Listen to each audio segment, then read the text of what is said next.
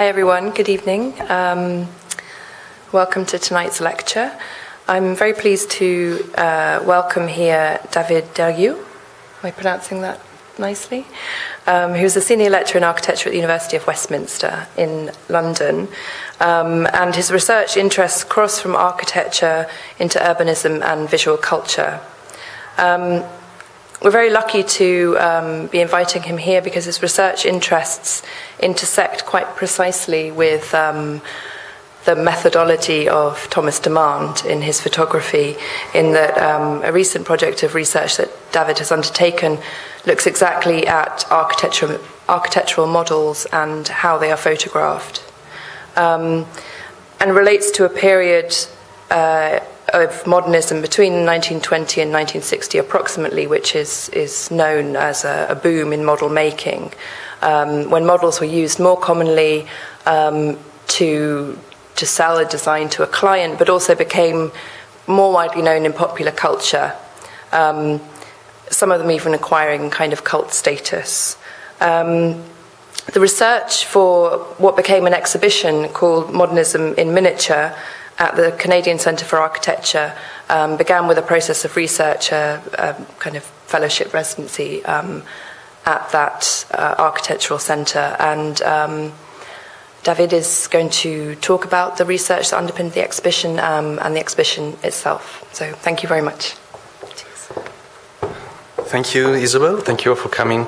And I'm delighted to be here and to be in Nottingham for the first time, and in this rather wonderful gallery. So thank you all. Okay, the title of my talk, Modernism in Miniature, Points of View, is also the title of the exhibition Isabel mentioned that I curated at the CCA in Montreal last year. It was on until January this year. And it kind of is a culmination of a years-long research project I initiated in the same center when I was a visiting scholar in 2007 about a subject that I always thought would be really a little more than a sort of footnote in the history of modern architecture. Maybe it will remain. But it turned out to be actually much larger, much more kind of wide-ranging than I expected. And this really is about the encounter, if you like, between two media, model making and photography, and how this kind of relationship occurs and develops throughout the sort of modernist period. So my perspective is very much from the architectural history and theory, and my way of looking at models, architectural models, and photographs of them kind of stems from a series of questions that come from my discipline. And of course, within the world of art, contemporary art, and art criticism, there are all sort of different issues and questions raised, for example, through an artwork like Thomas Demand's exhibition, which is here today. But there will be some intersections, and some of those that I will not draw hopefully might come up through question and answer discussion afterwards. Okay, the image I chose to introduce my talk is also in a sense, the one that was chosen as a poster image for the exhibition.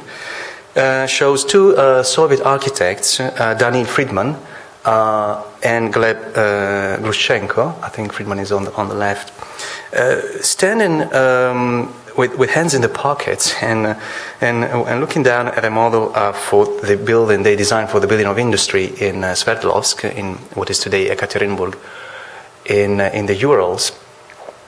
And there was a project for which they won the competition in 1931, and which was eventually built after different design. But what really matters to our story today, I think, is the fact that this image, I think, captures a number of themes that relate to the encounter between photography and model making in the modernist period. It's a question of scale, and of course this was a grandiose building. It was a monumental public architecture that was meant to have actually the tallest tower in the country.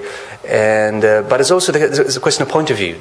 The perception of the model is from above, and strangely enough, the model is not being put on a pedestal. There's no kind of monumentalization of it, but is standing on the ground.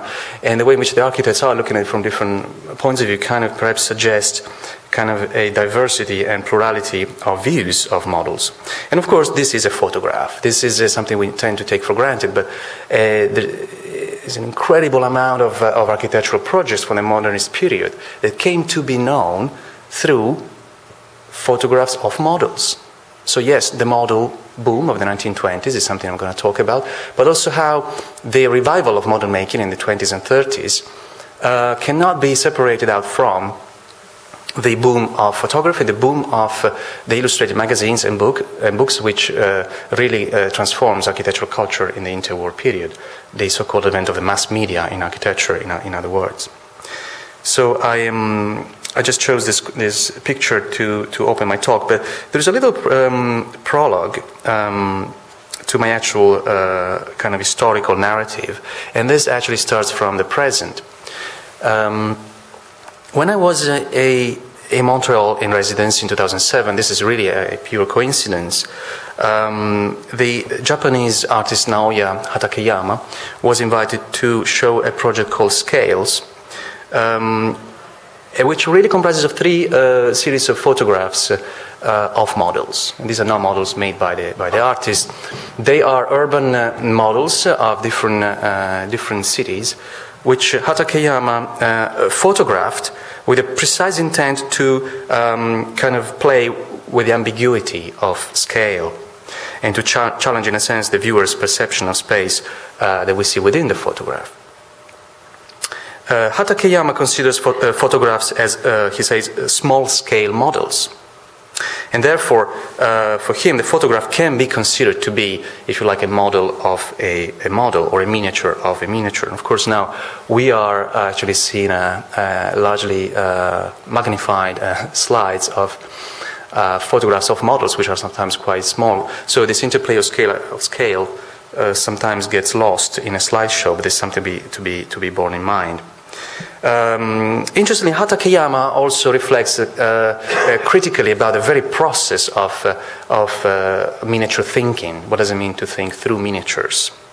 And he cites an often quoted passage in Claude Lévi-Strauss' book La Pensée Sauvage, which is really about the implications of scalar reduction. Lévi-Strauss observed that in a miniature, the object, being a homologue of the real thing, can be grasped, assessed, and apprehended at a glance. It is as if the miniature made something less formidable than it appears in its full scale, and therefore more domesticated through an act of intellectual abstraction. So whether in the real world, as it were, we initially perceive details of things, and then the whole thing's in a totality, with miniature we reverse that process. So this was for Lévi-Strauss the starting point. I'm really paraphrasing, oversimplifying an argument, of course, but to just capture Hatakeyama's point, the miniature object, in a sense, shows a reversal of this ordinary cognitive process. We tend to approach a reduced object from its totality rather than its parts. The fact that it is quantitatively reduced makes it appear qualitatively simplified and therefore less threatening to our perceptual apparatus. This was Lévi-Strauss' kind of argument that Hatakeyama picked upon, and he presented this work in several venues, but also in Montreal while I was there, or just after I left, actually. So it's an interesting coincidence because I was looking at historical pictures of models, but this project suggested that there is a growing and there's a widespread interest amongst contemporary artists about the kind of imagery that is produced through the encounter of models and photographs. And Hatakeyama applied this to city models in particular, both in terms of, this is the New York Tobu World Square model, inhabited model. There's action, there's people and cars, and the framing of it might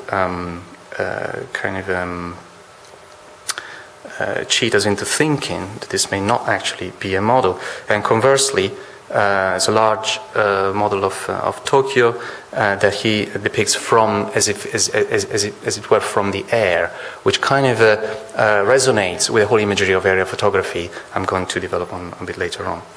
Well, Thomas Demand is obviously another artist who has been experimenting for quite a while with photographs of architectural interiors, spaces.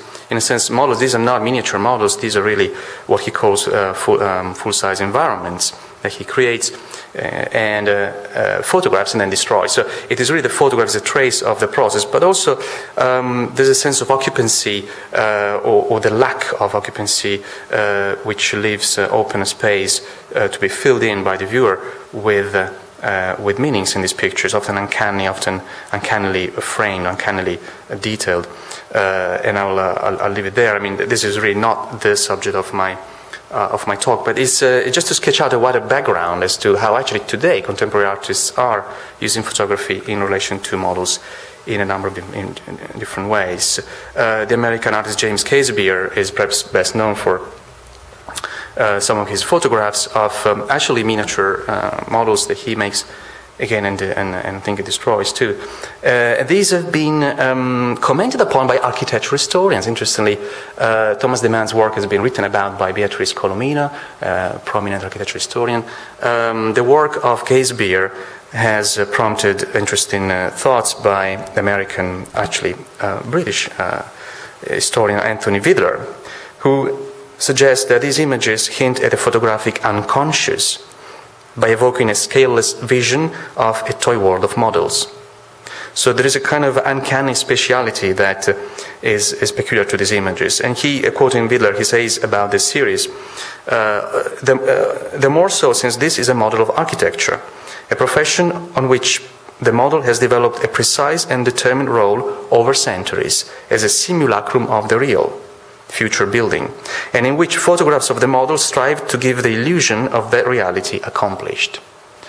So playing with the genre of model photography, which is, which is inherent in an architectural world, an artist like Casebeer actually subverts this kind of determinacy of the image and the expectation of what a model is and how are we're supposed to look at a model photograph. But on the background, there is assumption that models are made by architects and they're photographed, and this imagery is part of architectural culture. But actually, this is something that's never really been studied in depth, and that was the starting point of my own research.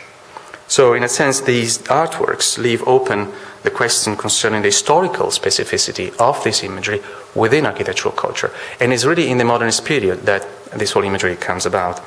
And not only comes about, but it comes to play a significant role in the repertoire of modernist architecture, and that's really is what interests me. But the fact architecture historians have been drawn to this kind of artworks, I think, is also interesting to frame my talk. Okay. So what is then the photograph of an architectural model? What does it mean to cast a gaze on a miniature model? What does it mean to frame it and photograph it? The photograph of an architectural model, often referred to as model photograph, is really a peculiar and intractable type of image. Born out of the encounter between two distinct media, this imagery brings the documentary force of photography to bear on the fantasy world of models. Once the model, the maquette, is framed by the camera, it enters a different field of perception, where its original properties of form, texture, and scale are entirely reconfigured. As the architect Mark Morris points out in his book Models, Architecture and the Miniature, quote, photographs collapse the three-dimensional model back into pictorial and perspectival space, back to the two dimensions from which it strives to emancipate itself, end of quote.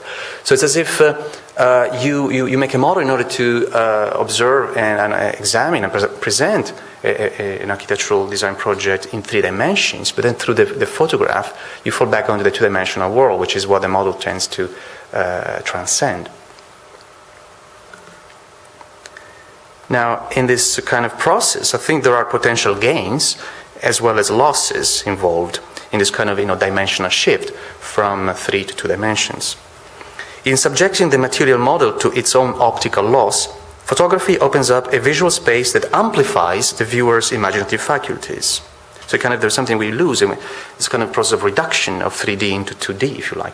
But also there is a kind of imaginary space that gets opened up, and how this imaginary space has been used to very kind of sort of aesthetic, but also instrumental functions is what interests me here. When carefully used, the camera can draw out the model's photogenic qualities while also freeing our perception from any constraints of scale. In this respect, Widler again observes that while the architectural model is to scale, a miniature of the real, the photograph occludes this scale, allowing potential users and clients a vision from their point of view of what the building will look like when built. Okay, so it's an occlusion of scale that is important here. And yet, in spite of its wide import, the model photograph has long been taken for granted. It is conspicuously absent from histories of architectural photography. You don't really find any mention of that. Because obviously the primary concern is with the finished building as the main raison d'etre of architecture and of architectural photography. And only to a lesser extent, these histories are concerned with the ways in which the camera mediates the design process, which is another type of, in a sense, architectural photography. Well, there's a great deal of interesting research into architectural models over the past decade or so. There's been a new impetus in that field. And however, these studies inevitably treat photography as an ancillary aspect of model making. It's sometimes just a chapter, a few pages or some footnotes. That's not what really matters.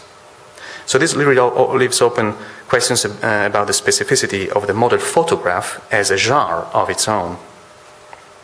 Whatever happened to the architectural model in the age of its mechanical reproducibility is an issue that has received only minor attention. Okay, so how does this historical phenomenon originate? The practice of model photography started in the 19th century. For as long as photography has been about, models have been subjects of photographers, of course, but really became full-fledged only after the First World War. And this was, I think, the result of two interrelated historical circumstances. On the one hand, the design model was reinstated as a preeminent tool of representation after a fairly long period of decline in the 19th century. And on the other hand, modern architecture became increasingly enmeshed in the culture of mass media, including photography, the illustrated press, cinema, and so on. So the encounter of these two, the intersection between those two threads produces, I think, a kind of explosion of modern photography in architecture. So we have the so-called model boom of the 1920s, which reverted a trend that saw the practice of model making, well established during the Renaissance and beyond, and the Baroque period, etc., kind of lose ground to drawing during the 19th century. So the model doesn't quite disappear in the 19th century, and in some respects it's difficult to kind of historically ascertain how many models were made, how many architects were using models in the 19th century. These are often things that got destroyed, got lost. But evidence suggests that the drawing takes over, the drawing prevails, and there's a number of reasons why there are different types of drawings that really tend to become prominent as tools of representation in architectural practice. In fact, in the 19th century, if you see the 19th century really as a period of great changes in the cultures of representation, we can think of a number of factors: the rise of the picturesque aesthetic, the development of projective geometry, the advent of new reproduction techniques such as the blueprint, which makes printing drawings quite cheap or relatively inexpensive. But above all, I think the emphasis on drawing and painting in the Beaux-Arts school system, that kind of almost kills the model for a certain period, for certain architects. Definitely the model is seen as dirty and cheap and something too material to be handled by architects. So all these factors contributed to fostering the use of graphic over plastic media as the chief instruments of architectural design. And John Soane was perhaps the last great model maker amongst 19th century architects. Now what happens in the early 20th century is really a spectacular comeback of model making. And this has been normally interpreted as a direct consequence of the modernist turn towards objectivity, new objectivity. This argument was put forward in particular by Arthur Drexler in his catalogue for the exhibition on the architecture of the École des Beaux-Arts that was held at MoMA in New York in 1975. Drexler lamented that modernism, or what he called the engineering style, had replaced the art of drawing with a design tool, the model, which was supposed to embody an architectural idea, as it were, in the round. Thanks to its inherent materiality, the model was aligned with the realm of facts and was consequently invested with a higher truth value. So this is what happened according to Drexler. So for him, this pretense of objectivity was fundamentally opposed to the subjective form of expression that was epitomized by rendered drawing. In contrast to the scenographic attitude of the Beaux-Arts tradition, the model encapsulated the technical approach to representation adopted by many modernist architects. In adopting the model as the main tool of design, they had delegated the practice of exquisite drawing to professional renderers, who in turn often based their views primarily on models. Okay, so architects tend to relinquish that role, and rendering in turn is made by professional drawers who use models as their sources. Interesting. So interesting argument has been taken, or has been followed by, I mean, ever since the mid-70s, is what we still consider to be the ultimate explanation for the modern boom. But I think it doesn't quite answer the full question. And I think photography kind of complicates this picture a little further. In fact, the way in which the model was mediated through visual media, I think, is really an integral component of this whole process, and perhaps also of the reasons why the model became so popular again. In fact, not only were buildings primarily known through images, starting especially from the 1920s on, but models too were sometimes made expressly to be photographed and observed from specific viewpoints. The camera played into the hands of architects who regarded design as a conceptual activity, and the model itself as the materialization of an abstract idea. As Karen Moon remarks in her fascinating book, Modeling Messages, quote, abstraction freed the model to engage directly in the imaginative process, enabling the architect to isolate theoretical ideas from other aspects of reality, end of quote. So while the model was supposed to embody a design idea, photography offered a means to make it visible and to endow it with an objective status. This phenomenon crystallized at a time when the architectural profession was being radically reorganized at all levels, from the educational system to the modes and circuits of communication. And I'm going to kind of survey some of these aspects of the architectural culture of the interwar period and jumping on to the post-Second World War a little bit. So models were primarily intended to work as tools of communication between the architect and the client. Okay, that's really the most common use. And here is a picture of a panel prepared by Tecton by the Tecton firm in Bertolt Lubetkin and colleagues in London. A project for a chest clinic that was never built, but was meant to be built in East Ham, in London in the early 30s, and it was commissioned by Dr. Philip Ellman.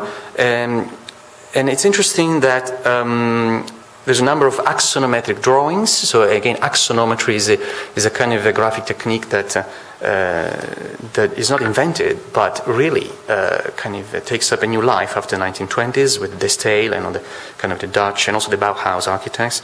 So axonometric perspective and all those drawings showing the circulating patterns within the clinic. But really, in the center of it, we see a photograph of the model. Almost there's kind of objectivity to the whole project that is conveyed much more forcefully through that central picture. The revival of model making, so in this whole period, was driven by this search to find new and effective ways to present an idea to a non-specialist, to a client, to a jury, or sometimes a patron who would not be well versed in reading drawings. So this was very much the rhetoric of the time. Models can be cheaper, models can be very persuasive also in selling a project. And of course there were new materials as well, cardboard, etc. The new cheaper materials are introduced after the First World War. In some cases really it's a direct consequence of experiments made during wartime. Photography added to the range of expressive media in the hands of architects, whilst also providing them with a tool for testing new design solutions. But really the communication of a design idea to the client was the primary reason for making models for many architects. Here is two advertisements taken from L'Architecture d'aujourd'hui in the 1930s, and they're in French. The one on the left, interestingly, what these do is to advertise the services provided by a model-making company based in Paris called Perfecta. And they kind of differ in an interesting way. The one on the left, 1931, bears the following slogan: a practitioner is content to design through a plan. The client who finances needs to see, and voir is a key word right there. So making the model is instrumental to that process. But then if we move on to the second picture, the second vignette on the right, a few years later, the same company now advertises a slightly different service, which is what they call the photo maquette de précision, so photo models, so high precision photo models. Now, what does it mean? If seeing was believing, photography could help clients to see better. So this ad purportedly allowed the services provided by this agency allowed the architect to scrutinize a building as if on the ground, while also enabling the client to gain the perfect understanding of a design and to adopt it with full knowledge of the facts. This is the narrative. So the publicity vignette shows, on the right, shows architect and client talking over the photo of a maquette which a team of model makers is completing in the background. But nobody's really paying attention to the model. It's really the photograph that matters now. So the focus really of attention is shifted from the model itself to the photographic image. I think this, to me, kind of captures some of the things I'm really talking about here. There's professional services for making models and for producing pictures of models. But this is only one part of the story. Models were heavily introduced in architectural schools, in design schools, in Europe, in America, in particular in the 1920s. And this was part of the radical restructuring of art and design education following the First World War. So this gave a major boost to the comeback of models. In particular, in two of the most kind of radical avant-garde and influential avant-garde schools of design, the Bauhaus in the Dessau period, so after the mid-20s, after the move from Weimar to Dessau, and the Vkhutemas, the state high art studio based in Moscow, which both adopted model making around the same time in the early 1920s as a creative medium to explore space, form, and volume.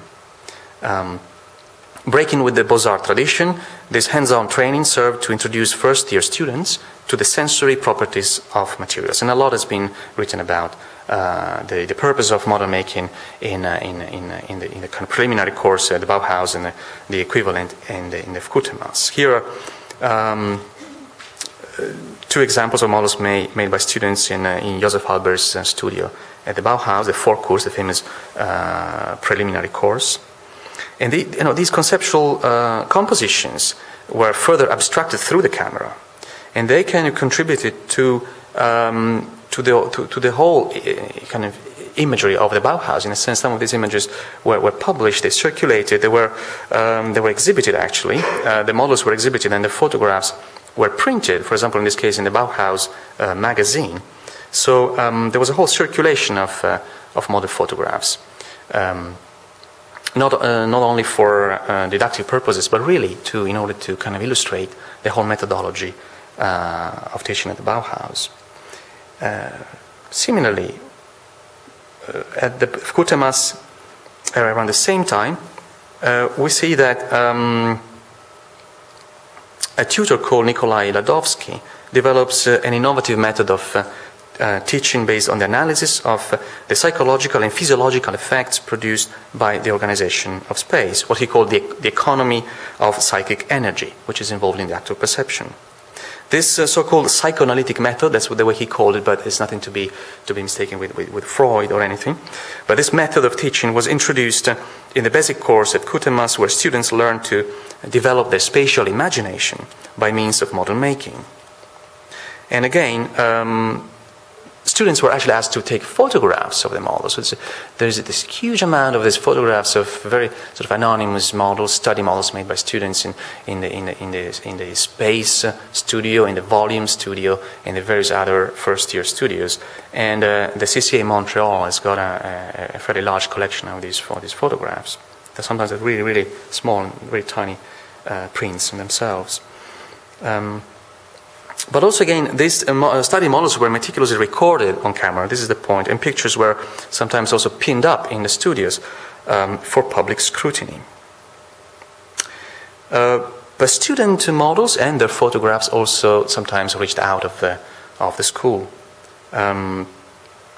Here's an interesting example for me, perhaps the most interesting example from the period, is Ivan Leonidov's graduation project for a Lenin Institute and Library in Moscow, which is still considered one of the icons of Russian constructivism. And this project became instantly popular through a pair of images showing the model in close-up from above and from below. Except that I only have one from above. Okay, there's another slide somewhere. So this is a framing technique which was obviously favored by constructivist photographer at the time. But I think that it's interesting that there's multiple views of the model, also seen from different angles. They are part and parcel of the constructivist magazine itself. The layout of the magazine also kind of contributes to that perception of the model. This model was exhibited, the photographs were printed in a review in this and other journals. And again, this kind of the dissemination of architectural models through photography becomes really prominent. It becomes prominent through various channels of reproduction and dissemination, not least the architectural magazine. And so moving on to this question of the magazine. A magazine is only one of the architectural media, of course, that were mobilized at the time. Film was also played an interesting role. There's one of the three, if you like, chapters in Le Corbusier's documentary on L'architecture d'aujourd'hui, shows the role made by Pierre Chénal, actually with Le Corbusier, shows precisely his model for the Ville Radieuse, and there's a hand holding up the model, and we see all this kind of architectural model is filmed, is observed through different lighting, and becomes really the protagonist of a section of the film, which is actually about architecture, about buildings that were made by Le Corbusier. So the model through the media, if you like.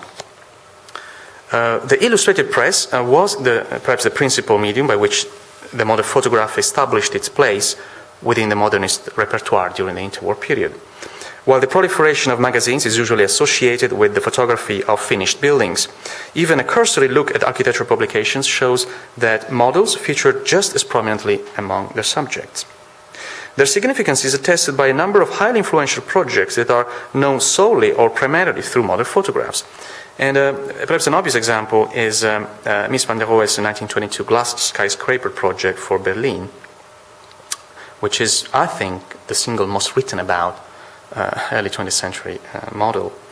And something has been written about the various photographs of the model were made, and some of them were published, some were not published as well. So it's in itself quite a popular subject. This theoretical, if you like, project, of course it was never built, which actually followed closely Mies' high-rise design for the Friedrichstrasse competition, quickly established itself as a visual manifesto for a new architecture. So the power, the kind of visual impact of this imagery was all pervasive. This whole section in the exhibition I curated called Recurrence, where we dug out of the archives a number of, there's more than these, but there's a number of publications where 2 or 3 photographs in particular of this model circulated, were disseminated over and over and over again in different countries and different contexts. The model was initially presented in an exhibition. It was made for the International Architecture Exhibition organized by Walter Gropius at the Bauhaus in Weimar, and subsequently shown in various venues across Germany.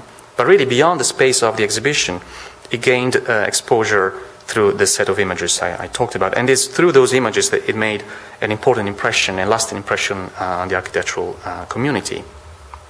While the same pictures performed varying functions in different editorial contexts, the sheer scale of their distribution elevated the glass skyscraper model to the status of a visual monument, an enduring icon of architectural modernism.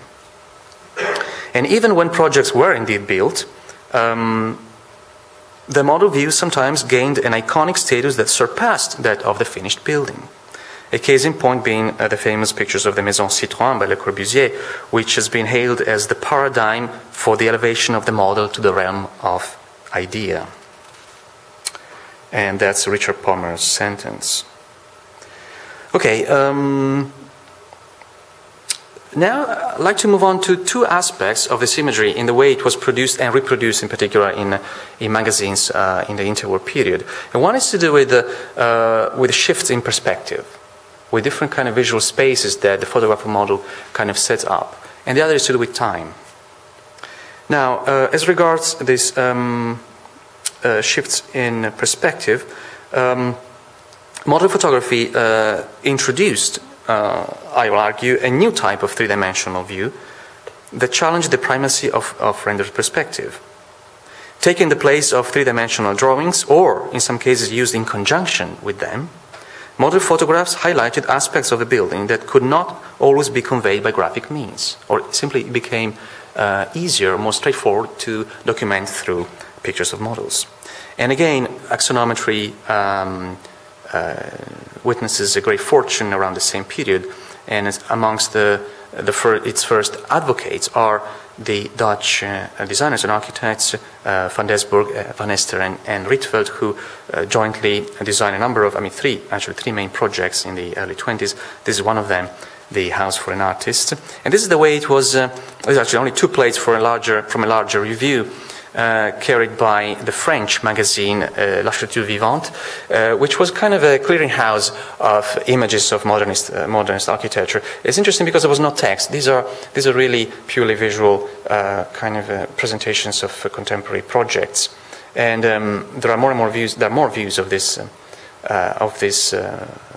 model in the same issue. But what is interesting is that you see the plans, you see the axonometrics on the right-hand side of different levels, but those four pictures of the model, in a sense, shows how that tool became malleable, became versatile. Okay, so once you have your apparatus in place, you take one, you can take two, three, four, a number of photographs to really capture the more kind of expressive angle and the more expressive view of what you want to show.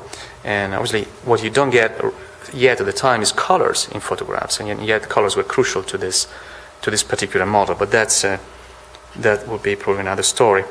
From the 1920s onwards, architectural magazines of all types became awash with model photographs. Published pictures often reinforced the autonomy of the model by projecting an ideal view of architecture, removed from any context and free from scalar constraints. This is the typical case of Le Corbusier, of J.J.P. Aud, and other modernist architects, who carefully manipulated photographs to transform ideas into pictures, thereby reducing the model to the role of go-between. Through careful framing and composition, the model was transferred onto a visual field where it appeared to float without gravity.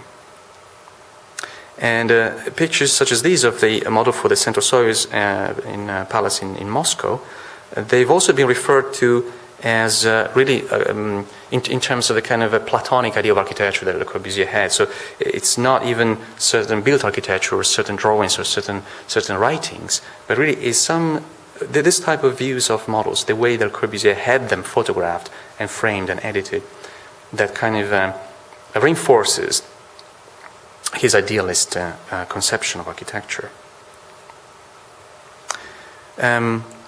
Here's another view of the same model.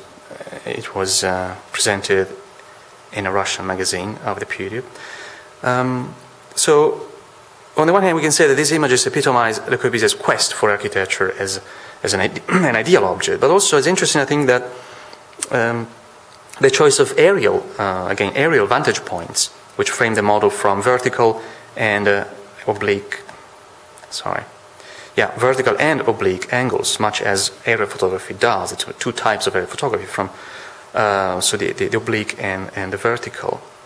In his MoMA catalogue, Drexler remarks apropos of these very images that the unity of the composition can be grasped only from above. So the actual choice of viewpoint here is crucial. Indeed, model photographs were often taken with the camera positioned above the subject, and as a result, they could be paired up with aerial views of the intended site. This is something that Le Corbusier does. Le Corbusier and Pierre Jeanneret did, for example, for the Plan A for the city of Algiers, which is the very page that prompted me into studying this very subject, because my PhD was about aerial photography. And I stumbled into these images. And it's interesting because,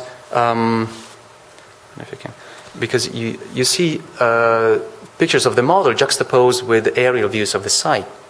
Even though they're not exactly from the same point of view or scale, there's an attempt to suggest that, from what you have now, this is what will come up.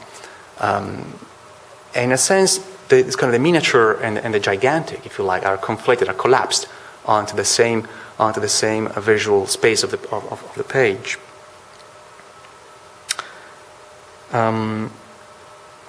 So yes, it is really on the printed page of the book here that this kind of different plays with scale can be played out.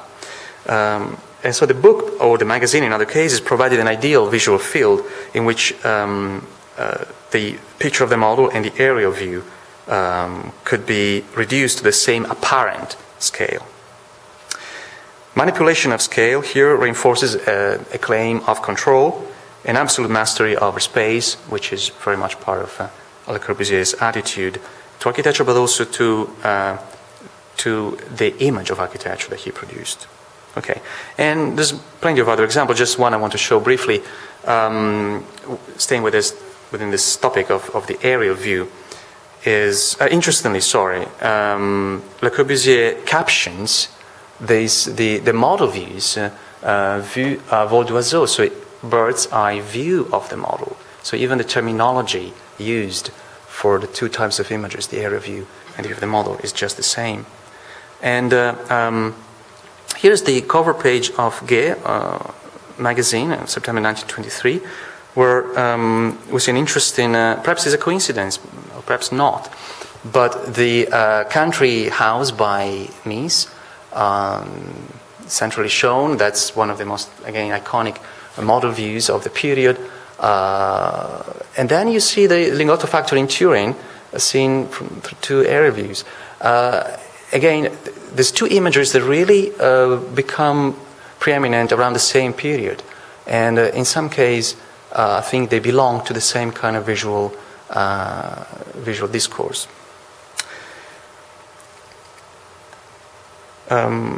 So it's a time where we see in architectural magazines aerial photographs being used to introduce projects. It's often an establishing shot, as it were, right? So it's the aerial view of the project which kind of prepares you to go into the review and into more detailed, perhaps street level views or interior pictures. Similarly, simulations of aerial views, in a sense, as pictures of models from overhead are used to present projects just as well, right? So just around the same time. Here's an example of that. But besides the kind of shift in perspective and the manipulation of visual space that model photographs make possible, there is an element of time, which I think is very, very important. So while on the one hand photography was primarily employed to depict models from different angles and points of view, it also served to record the various phases of its construction, as well as alternative configurations and atmospheres that changed over time, as in the sort of day and night views of the model for Potsdamer and Leipziger Platz in Berlin, made by Martin Wagner. So this is something that the model alone doesn't allow you to do, but photography can kind of play with this element of time and show a kind of a sort of diachronic portrait of architecture, if you like. Or even more interestingly, I think, is a case of the Maxion House by Buckminster Fuller, which was reviewed in the Architectural Forum, and this issue 1932, through a whole series of almost like a cinematic montage of views of how the house is built step by step. So in a sense, modern photography opens up new ways to visualize architecture as a process. And in the same year, in the same magazine, interestingly, a series of features on the Rockefeller Center project in New York City presented the design of this city within the city through various pictures of models at different scales, interspersed with drawings. Most eloquent of all was perhaps the photograph showing the architect surrounding a smaller version of the model with Harvey Wiley Corbett and the project manager John R. Todd gesturing over it as if engaged in a game of chess. I think it's actually, it's not just purely a playful aside. I think there's something quite serious about that image. My colleague Adnan Morshed, in an interesting article about aerial visuality, has pointed out that this very image on the right speaks to the rise of the modernist planner as a heroic figure in 1930s America, a kind of superhero on a mission to reshape the American metropolis. But he does draw connections with Superman and the whole imagery in cartoons and so on. But I'll leave that there. And to conclude this section, in a kind of serial way, to show views of models throughout time, or showing different stages in the process of building a model, it could also serve the purpose of synthesis. And it is, I think, a kind of masterful example of that art. It's a very fine photograph made by Lucien Hervé, the kind of official, if you like, chronicler of Le Corbusier's architecture from a certain point on, which shows the model, the disassembled model of the Unité d'Habitation in Marseille by Le Corbusier.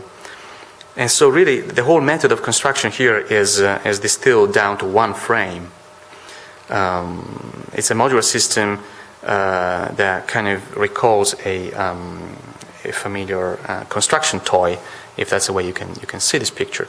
But also I think it shows one use of model photography that became, in this case it was quite particular, right? So this is a beautiful composition, is an artwork in its own right. It kind of draws on all the Hervé's obsessions with volumes, with form, with light and shadows, and so on. But even an architectural model could become the subject of an artistic composition. Okay, there's something a little more deceptive, which happens also when photography is used through montage, through the genre of so-called composite photography. Okay, and I'm coming to an end here. So photomontage held a special place among the visual procedures that reconfigure the model as image. The practice of composite photography, also known as double photography, allowed architects to envision the final shape of a building by juxtaposing views of a model and a site at the same apparent scale. So these are, actually on the left you see composite photographs of a project by Corbett and others. From very early on, the appeal of this technique lay in its ability to simulate a realistic image of architecture, in contrast to representations of the model as an autonomous object, as we've seen before. This technique was developed, among others, in the early 20s by Harvey Wiley Corbett, who was a studio critic at Columbia University at the time. So again, back to school, back to where things begin in design education. And Corbett sought to exploit the model's elusive potential through the use of various optical devices. He wrote a series of articles published in the magazine Pencil Points in 1922, where he praised the virtues of the cardboard model as a strikingly effective means of presentation. He argued that the most compelling results were obtained with the technique of composite photography, where the picture of a model was inserted, he says, into a view of the site and then rephotographed to obtain a seamless montage. Corbett was also among the first to combine aerial and model photographs to simulate bird's-eye views of a building on its intended site, a method that tied the representation of miniature with the modern culture of flight. He perfected this technique into a subtle art of persuasion, and by so doing pioneered what we may call the hyper-realist approach to model photography. If the documentary record of models was aimed at showing the miniature object in isolation within a scaleless universe of its own, composite photography made it possible to conjure up the illusion of an architectural project as it will appear in context if built. And this is a bush house in London, which was eventually built. So in his article, he shows the very process he uses. So by grafting a picture of the model onto the picture of the site, seen from different angles. And here's the way the composite. One of those pictures was used to illustrate a review of that building in the architectural review. So interesting, kind of almost is above the plans of the building, almost kind of replaces your conventional 3D drawing. This art of illusion, if you like, came of age after World War II, when the role of model photography in architectural culture was fully consolidated. The pinhole technique was gradually, which was advocated by Corbett, using a pinhole camera will give the best kind of more illusory type of perspective. This technique was gradually superseded by ever more sophisticated optical instruments, such as the model scope, which was a magnifying tool based on the medical endoscope, and a tiny apparatus called the snorkel camera, which made it possible to take moving pictures inside miniatures. So really we're entering another era in the history of model making and model photography. The model itself becomes an architecture, becomes a piece of engineering. There is a great deal of new materials, acrylic materials, etc., which take the whole art to a new level. But also I think in terms of the photomontage of models, we see an imagery which becomes more and more realistic. Interesting, I think, case of Carlo Mollino and Mario Roggero's project, never built, for Sanremo in Italy. Clearly montage of the model view outside and inside, a fairly rare specimen of interior model photomontage. And a whole series of pictures of models by Oscar Niemeyer down in Brazil, which again are at the CCA, in the CCA archives. This whole album that from which I took some prints for the exhibition. I think this is particularly kind of entertaining. It's not necessarily as realistic in terms of scale, but there is something. I think Niemeyer did enjoy kind of using kind of all sort of existing imagery and backgrounds and landscapes. And he had he commissioned this photo montage to a practice called Landau. So there's a partnership between the architect and the photographer behind this type of imagery. And perhaps the best known and the most accomplished work is the work made by again by Mies van der Rohe in his American period. And it's through the work of the photographers Hedrich Blessing in Chicago that much of his architecture from the American period got known. So model making became really the primary medium within Mies' office.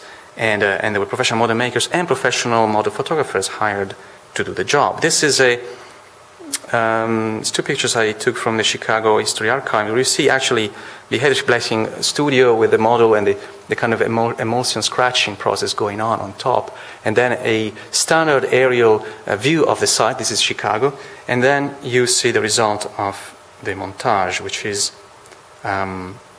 this. It's a Commonwealth Promenade apartment in Chicago. It's quite small, but you can definitely spot the model. But it's so crisp, it's so seamless, it's so perfect. It's almost, to me, it represents the culmination of this whole kind of trajectory, where the sort of hyper-realist montage is brought to perhaps unsurpassed levels in the mid-late 50s. Okay? So this is also the period in which the so-called magazine era in America, where there's sometimes not so much construction, but there's a lot of publication. And in Jane Jacobs, of all people, interestingly observed in an article published in the Architectural Forum in 1958, she observed that editors of popular magazines decided to fill this gap in construction by publishing models, but models so realistic that the photographs would look like full-scale buildings.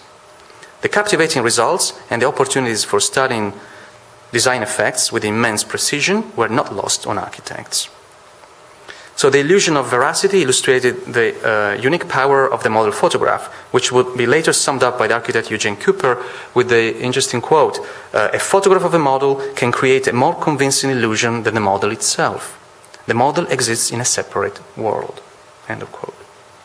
So to wrap this up, by the 1960s, photography had taken a firm grip on architectural culture, photography in general. And as model making reached its apogee, its alliance with photography was ultimately normalized. So this type of images were absolutely mainstream. So paraphrasing Walter Benjamin, we could say that to an ever greater degree, the architectural model reproduced became the architectural model designed for reproducibility. While photography helped to revive the role of the model, at the same time it destroyed its aura as a unique original object, paving the way for its progressive dematerialization in the computer age.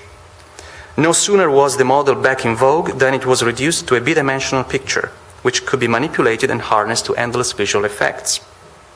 By subverting the physical order of the model, photography endowed it with the power of the simulacrum, as Deleuze put it, a type of image that became increasingly removed from its object as it established its own productive force.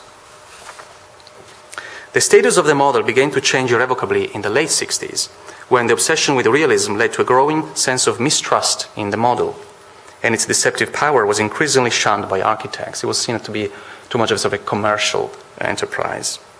So such a distaste for realism, to cite Karen Moon, was rife in the 1970s, by which time architects began to appreciate that the model could become an end unto itself, and not only be a realistic kind of representation of an architecture. The defining moment of this shift was the Idea as Model exhibition, Idea as Model, held at the New York Institute for Architecture and Urban Studies in 1976, just after the MoMA show I mentioned before, and in fact in response to Drexler's MoMA show of the previous year. This event was prompted by Peter Eisenman, who believed that models, like architectural drawings, could well have an artistic and conceptual existence of their own, one which was relatively independent of the project that they represented. So as the realism of the model came under question, the camera's ability to capture the architectural idea behind that was also undermined. The status of the model photograph was further challenged by the advent of computer modeling and digital design, which made the process of making and picturing physical 3D models technically obsolete.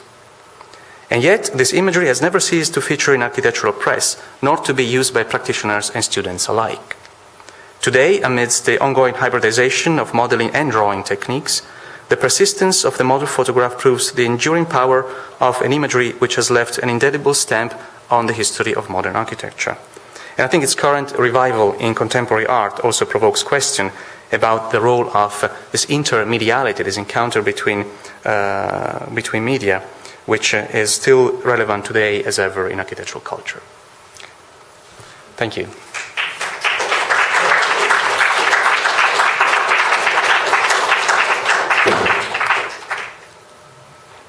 And if anyone is interested in taking a look at the website of the exhibition, the CCA, here, this is what it looks like. And so cca.qc.ca and then exhibitions. That's that.